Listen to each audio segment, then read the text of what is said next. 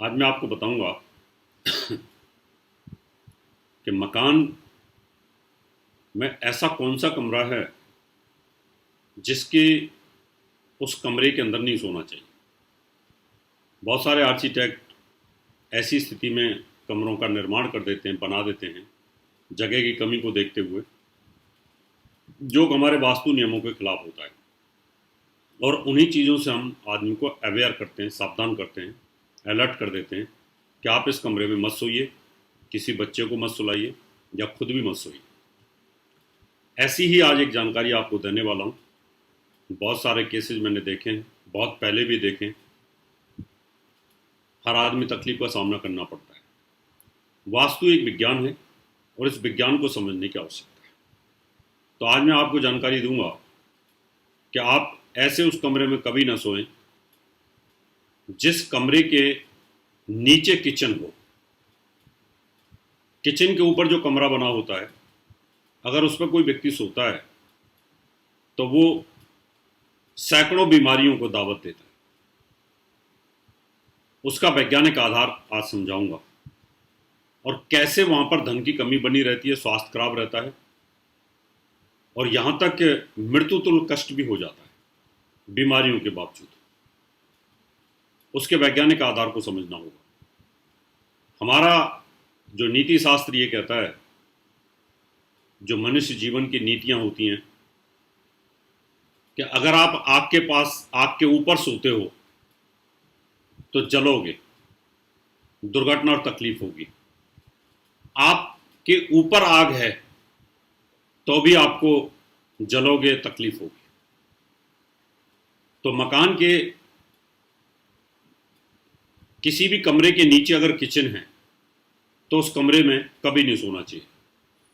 यानी किचन के ऊपर कमरा किसी ने बना रखा है और वहां पर अगर आप सोते हो तो आपको बीमारियां बहुत ज़्यादा आएंगी। आप लगातार बीमारी को दावत दे रहे हैं।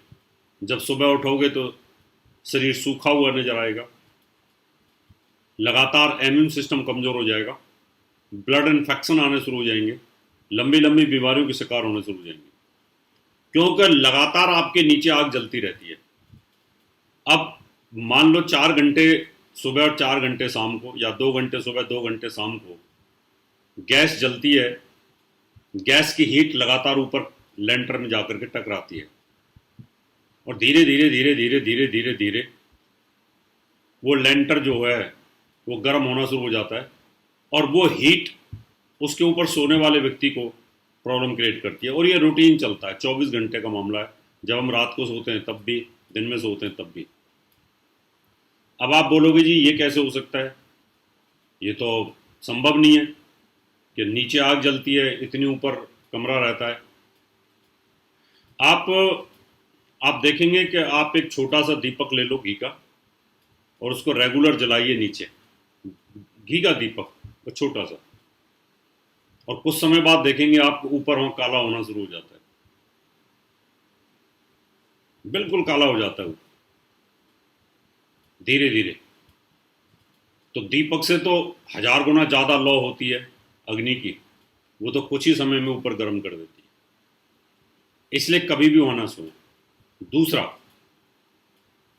ऊपर किचन है और नीचे आप सो रहे हैं, किचन के नीचे सो रहे हैं, आग के नीचे सो रहे हैं, आपके ऊपर आग जल रही है, वो भी उचित नहीं, वो भी नीति के विरुद्ध है, शास्त्र नीति के विरुद्ध है। क्योंकि आपने देखा है कि अग्नि के नीचे कौन सोता है? जब व्यक्ति की मृत्यु हो जाती है। दाह संस्कार के समय पर हम नीचे होते हैं, आग हमारे ऊपर होती है, या नीचे भी आग होती है तो ऊपर हम सो रहे होते हैं। इसलिए अगर आपके किसी भी फ्लैट में, आपके कमरे में, आपकी कोठी में, आपके बंगले में अगर किचन के ऊपर या किचन के नीचे आपका रूम है या बच्चों का रूम है, किसी का भी रूम है, तो उसको हटा दीजिए। सिर्फ उसको गेस्ट बेडरूम यूज कर सकते हैं अगर है तो, कि कभी कोई गेस्ट आया, एक दिन रुका, चला गया। अदरवाइज परमानेंट सोने वाले व्यक्ति के लिए कहीं ना कहीं तकलीफ है। इसी प्रकार से उस किचन के नीचे भगवान का मंदिर नहीं होना चाहिए और न किचन के ऊपर भगवान का मंदिर होना चाहिए। अगर वो भी ऐसा रहेगा तो भी आपको कहीं ना कहीं तकलीफ का सामना करना पड़ेगा। ये ध्यान आपको रखने की आवश्यकता होगी, और इसी प्रकार से आपको डिटेल जानकारी हम देते रहेंगे। अभी समय आपसे हाथ लेने का। नमस्कार।